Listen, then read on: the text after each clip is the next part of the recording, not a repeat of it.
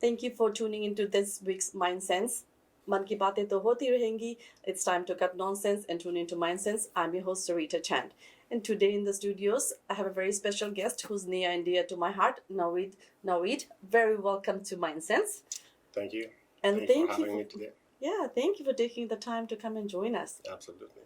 So, Naweed, first of all, tell us a little bit about yourself. Where were you born? A little bit about your childhood, your family. I was born in Afghanistan, in northern Afghanistan, city of Mazar Sharif. But then we moved because of the war and everything. We were constantly on move, even inside Afghanistan. I went to Kabul, finished high school, almost there,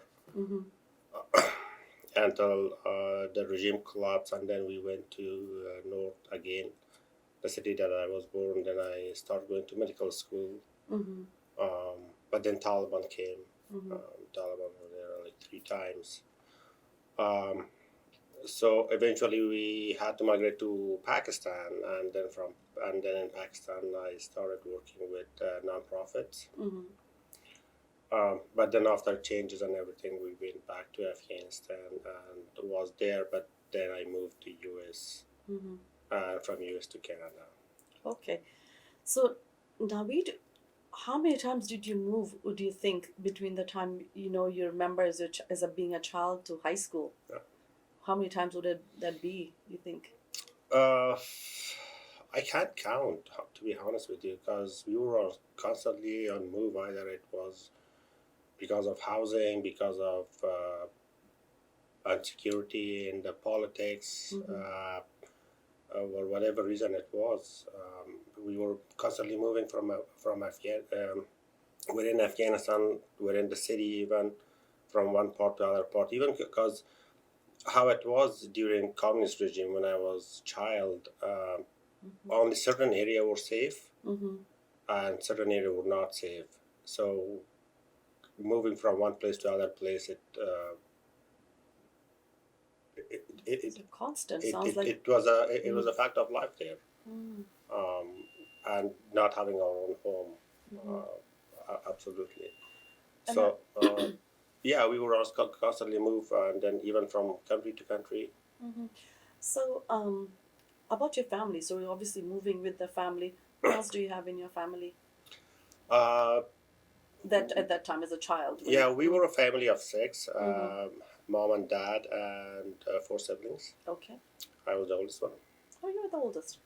Still am. Okay.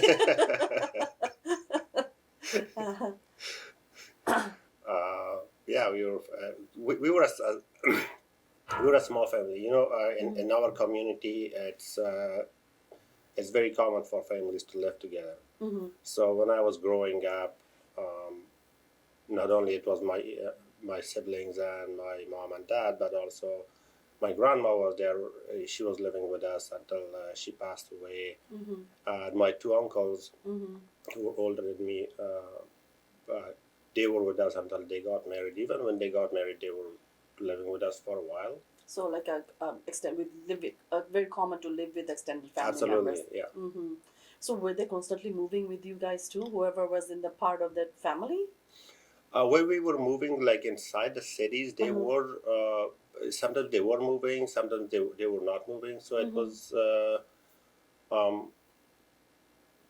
was something that they decide they want to move with us, or they want to stay. So, but most of the time, yes. So Naveen, when we talk about childhood, when I think about my childhood, my memories of childhood are, playing with my neighbor's children, going to the river, picking fruit, stealing fruit from other people's trees, and all of those stuff. Going to school, partaking in sports and things like that. Like, what were some of the things you were able to do?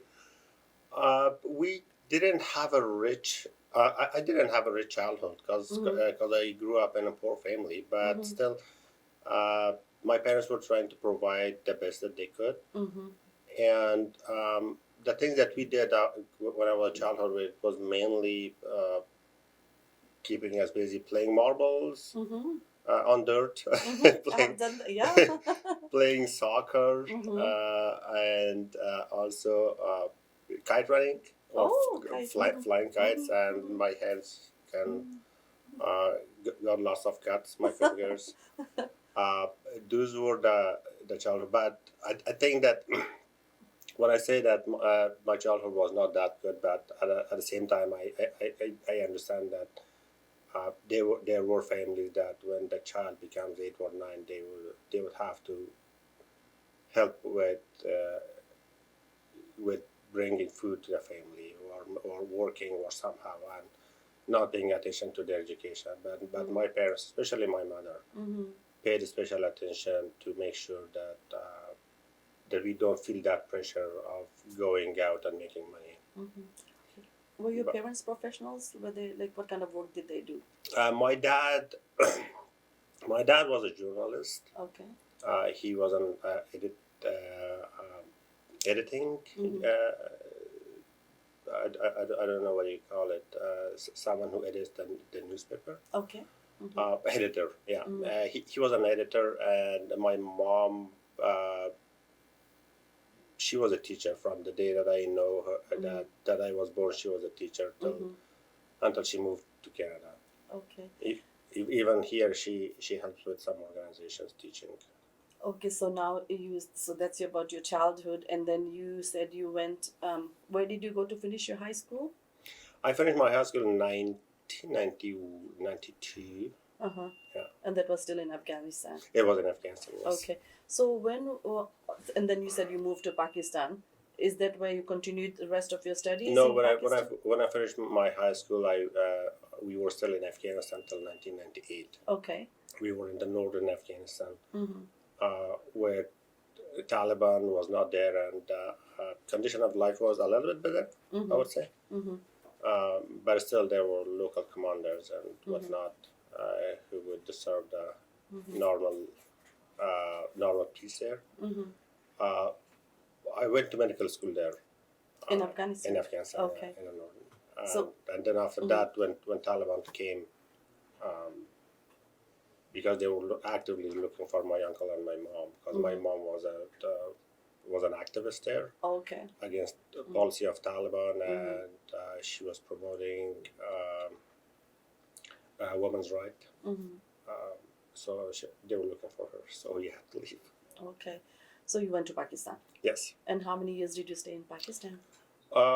My family stayed there for 3 years, but even during that time, when I was working for, I started working for non-profits. I was traveling inside Afghanistan constantly, different parts of Afghanistan. No, wait, I just want to go back. You said you did medical school in Afghanistan. Like, what field were you able to complete your education, get your designation? I did complete my education, but I didn't complete it with the year I was supposed to because Taliban came, and as I mentioned, we were at the risk because of my mother, so we had to leave. And then when the new government came in 2001, I went back and finished what was left. I'm glad to hear that, under the circumstances that you still were able to go back and complete your education, because I think I have had communications with some other, some other people who had been forced to leave Afghanistan, where they were in the final years or something like that, and then they couldn't pursue the education. So now let's go to when you completed your education, and then you had to move, and this time you moved to US. Yes, because there were some circumstances because the government was new, and what was happening in Afghanistan, the so-called Mujahideen, and also because I was interviewing people for what happened, for war atrocities. Call me stupid, but that's what I was doing, and I literally risked my life there. So I was looking for a way out because no one was supporting me there. So it wasn't a move; it was forced move. Yes. Okay. I had to leave. I didn't want to move because I wanted to stay there and do something. With my education, with my experience, but unfortunately, I had to save my life first. Did you start working in the medical field in Afghanistan after finishing your education? I had a clinic, but I was not going there because on that time, I was paying more attention to family finances because I had to work to support my family. Uh, I had a clinic uh, that I was going there after hours, but that was not for long. Okay. When you say clinic, so I know we talked about medical school. So what was your specialty? Like, what did you?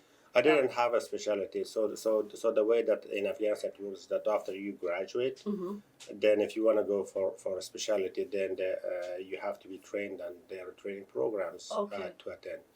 But I didn't do that. So you were a doctor. You were working in a clinic, but you were paying attention to the needs of your family, how to meet those needs. And I think keeping safe is you probably had to watch how to keep safe every second of your life. Yeah, absolutely. There were instances that I was threatened, and there were instances that I really felt that I was at risk, either during Taliban or the government that just collapsed last year, and under that government. Because under that government, I thought that on that time in 2001 or 2002, I seriously thought that this is the international community, and every single country was trying to contribute to Afghanistan, and everyone was trying to rebuild Afghanistan, but unfortunately it did not happen because everyone was rushing to pour money, and still they were supporting the people who were corrupt at the beginning. I think that's what the sad part is. Like, you need to look at the history, that how much resources went into Afghanistan, and also what was the outcome of it is just unbelievable. It is, and just because I think that the mentality was that give them money and they will be quiet. But giving money to who? Yeah, you know what, Naveed? Like for me, I read in books, I watch on TV. I hear people's stories, but I can't even imagine. And I know that I have known you. I have had the privilege to know you for, I would say, just over 4 years. But I know that we haven't talked about, your journey in detail. But I can't even imagine having the personal experience, Like even talking to you, I feel like I'm being so cautious. I don't want to ask you something that's a trigger, or, I applaud you to have to go through the experience, have to move so many times, but still go back, have the courage to go back, to pursue your education, and to always support your family. Like, you guys are special people, special people. And when I say special people, I just want to add that, I know that from the moment I met you, it was like it's like I was drawn to you, like a connection. And I didn't know why, but I think I'm quite spiritual, and I feel that energy connection, and I think that was a connection for me. It's like right off the bat, I was like, I felt like as if I know you, but I didn't. I don't, but I feel that connection. And I think I want to show to my tell my viewers is I'm sure we're gonna get to that, but one of the things that really draws me to Naveed is the way he takes care of his family, especially his mom. And to me, a man who takes care of his mom, that's such a beautiful quality that that I respect. Absolutely. If people respect their mom and take responsibility or take care of them, it means that you're taking care of the. I don't want to call it a thing, but let's say for sake of argument, you're taking care of the thing that gave birth to you. Yes, exactly. And so going back, your mom was a teacher, your dad was a journalist. So when you were forced to move from Afghanistan to US, so where were your parents at that time after you finished your medical school and everything? And then so they were still in Afghanistan. Okay. And my dad was retired. He was at home most of the time, and my mom, she continued her career. She continued teaching, but then also she started working with Ministry of Women Affairs in Afghanistan. And then last years before she moved to Canada, she has stories. So I'm glad you brought that up. So does your mom speak English? She's speaks English. She says hi, bye, thank you, and a little bit. Yeah, and I think she understands more than she contributes. She understands more than she says. She says. So in future, if you want to bring her on to MindSense to enrich us about her experience, how would we do that? Or would you be able to join so that you would be able to translate for us, make sure that we Absolutely. understand? Yeah, And I think, you know what, we living in Canada, and I think also, we have been surrounded with I can't even remember the first time I heard about refugees coming from other countries to Canada, but you know what, being able to sit down with for somebody who has an actual experience is so much different than what we see in TV, what we yeah. read in books, and it's like my voice is choking because I can't even imagine, I'm a parent of three, as a mom, or what it must be like to always have fear surrounding not just you, for parents, your children are your world. How do you go to bed, how do you wake up, how do you, like, if you guys were going out to pursue your education or even to play for a little bit, like, how do parents feel, but they probably, a second must feel to them like eternity until the children came back home safely. Yeah, and it's true for every single member of the family. Mm-hmm. You leave the house and you say your goodbye in the morning, but you don't know, and your family members don't know that whether you will be back or not.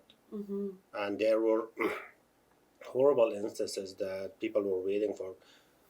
Uh, I don't want to give bring back the memories, and I don't want to shock anyone. Mm-hmm. But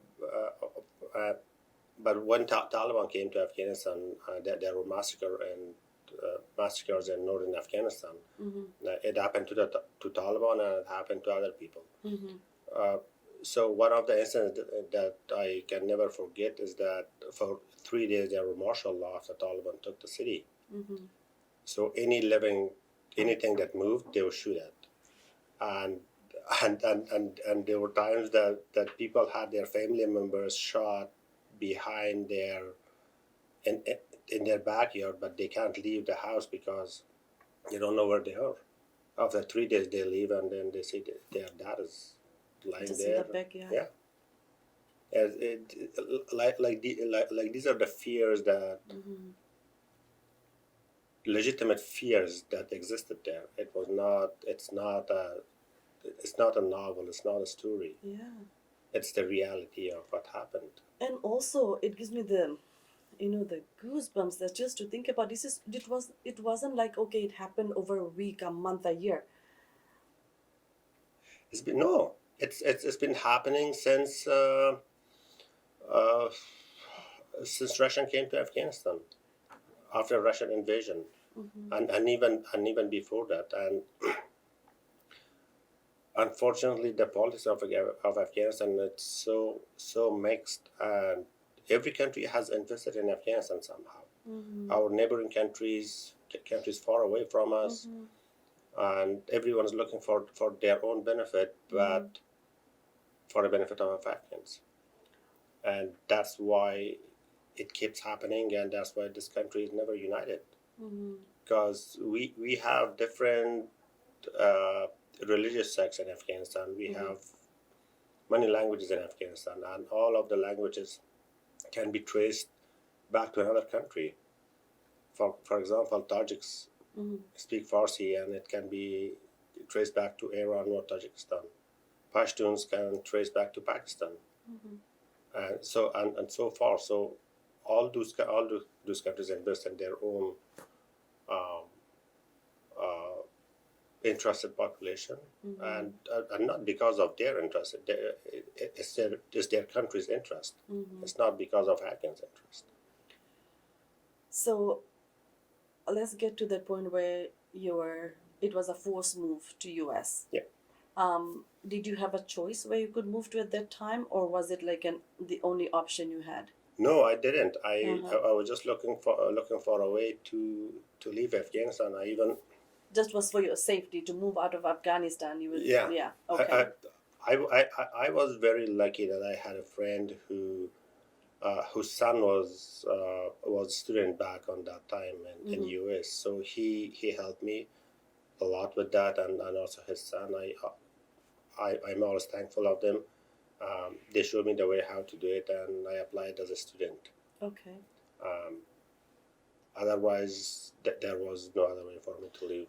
Okay, so that I understand. So you didn't come from Afghanistan to US as under the refugee No. program. You came as a student. I came as a student, and even Afghan government was refusing to give me passport. So I had to bribe them. I had to bribe them to get my passport. Like having a passport is the right of every citizen, but they were not doing that, and still, I think it's the same now today.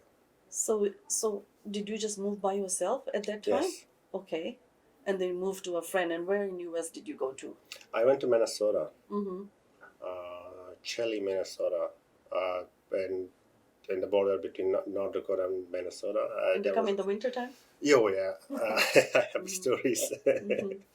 I moved to Minnesota, Moorhead, Minnesota. It's in the border between Minnesota and North Dakota, which I believe it's probably like half an hour, probably an hour drive from Winnipeg border. Okay. So I was almost in Canada. You could smell Canada, just couldn't see it. Okay, so you came as a student on student visa, and so you came to the wintry Minnesota. So how was the transition, and then did you start school? When I started school there, it was so anyone who knows about Minnesota, it was December. Okay. So there was a foot of snow out there, probably more than that. And they placed me in a dorm room, and we didn't have cell phones on that time. And that was in towards the end of 1990s, right? No, it was 2005. Oh, 2005. 2004 January, December. Okay. And when I moved there, it was hard for me to find anything, and luckily I knew the one friend. No, he was not there actually. Okay. He was in Afghanistan at that time. Okay. I knew the sign of McDonald's, so for 3 days I fed on McDonald's without knowing where to go. And I was actually tracing my footsteps in the snow, because no one walks in the snow there. Yeah. So the only person who would walk was me. And dorms were empty. There was no one. All offices were closed. So it was around the holiday time, right? Oh yeah. Yeah. It was December 13. Yeah. So school was off, holidays. Dorms are empty. Absolutely. The grounds are covered in snow. Yeah. You don't know anybody. I didn't know anyone. Yeah. But then you saw the sign of McDonald's, which you I saw recognized. the sign of McDonald's for 3 days. I fed on that, and then I was talking to a friend who came to Afghanistan, and I helped her with some projects. And she lived in Montana with her husband, and she said that I can go visit them. Me, gullible, didn't know that how far Montana is, and then she bought me a train ticket. So I hopped on a train and went to meet her husband in North Dakota somewhere in another city, and then from there we went to see her in Montana. That was a trip, and yeah, it was an experience. Yeah. Yeah, in December. And if you asked me to do it now, I wouldn't. But me, 15 years ago, had no fear of doing it. And that's what I was thinking about. Like, I have lived in Canada, I would say this 39 years coming up. But even to this day, I wouldn't do certain things. But I think I'm asking, do you think that because of experience, is that why you had no fear doing anything? Was it Is it that you took every day was like survival? You could do what, you know? I think you brought up a very good question Uh-huh. because for us there was never we never had a vacation because I going going for vacation in Afghanistan and growing up as a child it was not something that existed there. So whenever we moved for safety reasons. So even till that day, if I want to go somewhere, I'm trying to be well prepared and and make sure that that I have things that if I need it, I'm going to use it. And yeah, I think it was a survival that well, we're gonna go there, find something. As long as I'm safe there, no one's gonna kill me. I'm good. Yeah, and I think that was what I was gonna ask you is like when you landed in US, you got to the dome, and I know it was quiet because they came here on December 13th and everybody had gone home and nobody was there. But let's talk about a month into it. You had gone to Montana, visit your friend and all those stuff. You come back. Like, when did you stop watching, like, behind you, like, over your shoulder every day? Like, what changed? Like, how did you feel to have this, to be in a free country? To be honest with you, the moment that I landed in US, I didn't have the fear anymore.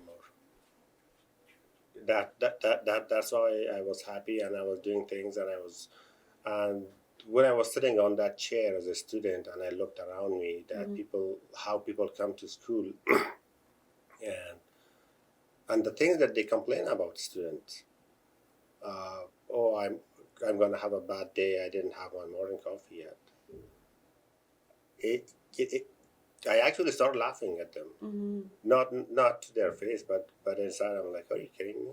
Western world problems, huh? Exactly. So go get your coffee. What's the big deal? I know. And then, so when you had come to US, and where were your family? Like, you came by yourself.